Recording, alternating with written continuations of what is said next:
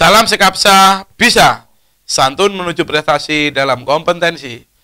Oke pelajar Sekapsa, pada mata pelajaran jaringan dasar kelas 10 semester 1, hari ini kita akan membahas perakitan komputer.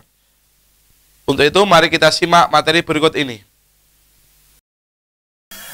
Oke pelajar Sekapsa, pada materi hari ini yaitu tentang perakitan komputer ya. Tujuan pembelajaran kita yaitu 1. Mengamati untuk mengidentifikasi dan merumuskan masalah tentang perakitan komputer. 2. Mengumpulkan data tentang perakitan komputer. 3. Mengolah data tentang perakitan komputer. Yang terakhir, mengomunikasikan tentang perakitan komputer. Sebelum merakit, kita harus mempersiapkan dulu alat dan bahan. 1. CD driver. 2. CD operating system. Nah, ini bisa Windows ataupun Linux. Yang ketiga, software aplikasi. Yang keempat, obeng. Yang kelima, tang. Yang keenam, baut. Yang ketujuh, alat pendukung lainnya. Oke, yang pertama yaitu memasang prosesor ke motherboard. Nah, di bawah ini bisa kalian lihat. Ini ada gambar motherboard. Yaitu motherboard itu papan ya, atau sirkuit yang digunakan untuk menancapkan berbagai hardware komputer. Dan di sebelah kanan itu adalah gambar prosesor ya.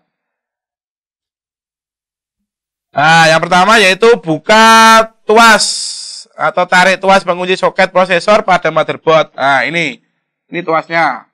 Tarik ya.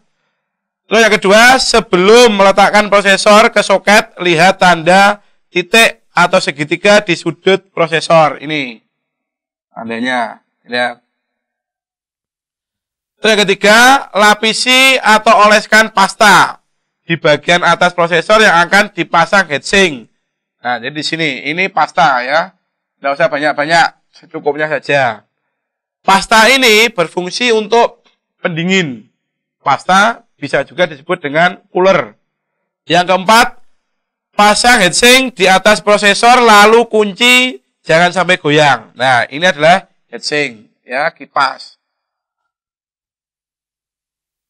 Yang kelima, terakhir, colokkan konektor power kipas heatsink ke motherboard dan pastikan terpasang dengan baik atau mengunci ya.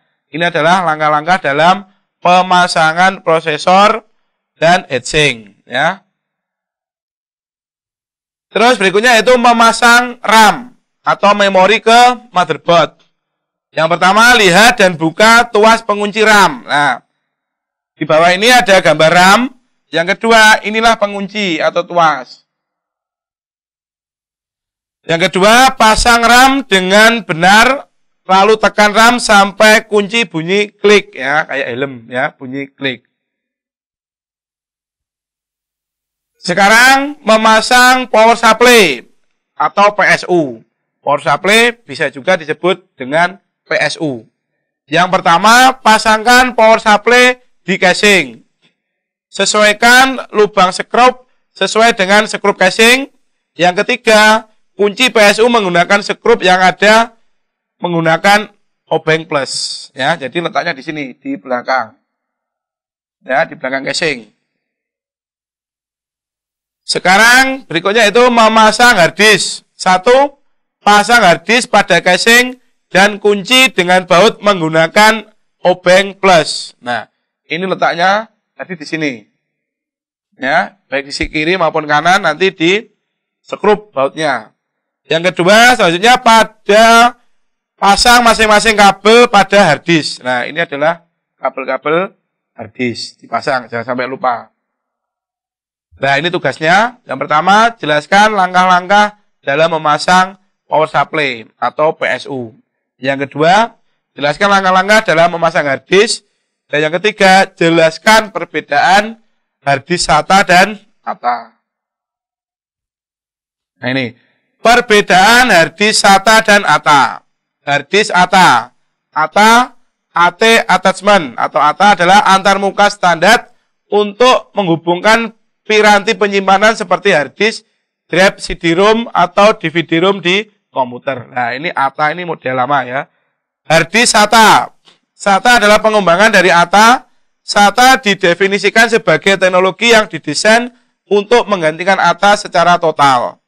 Adapter dari serial ATA mampu mengakomodasi transfer data dengan kecepatan yang lebih tinggi. Nah, ini yang SATA yang terbaru dibanding dengan ATA yang sederhana.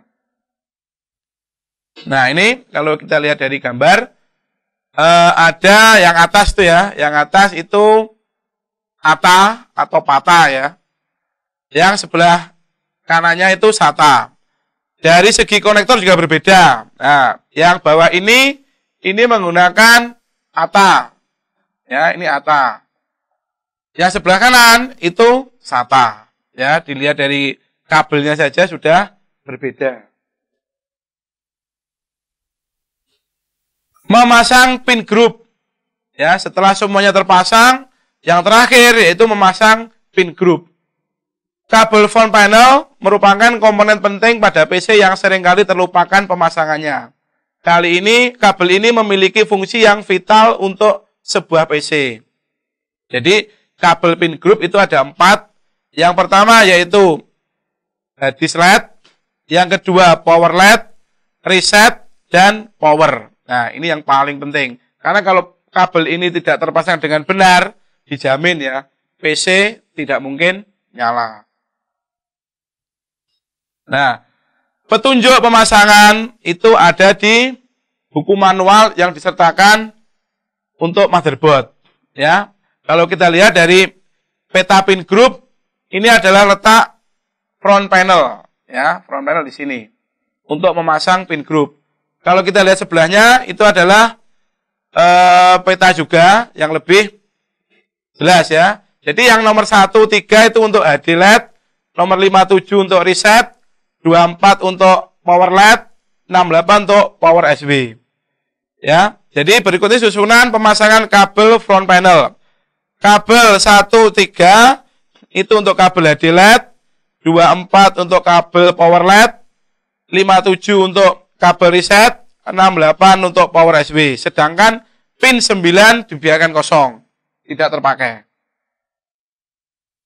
Ya, itulah untuk pemasangan kabel front panel.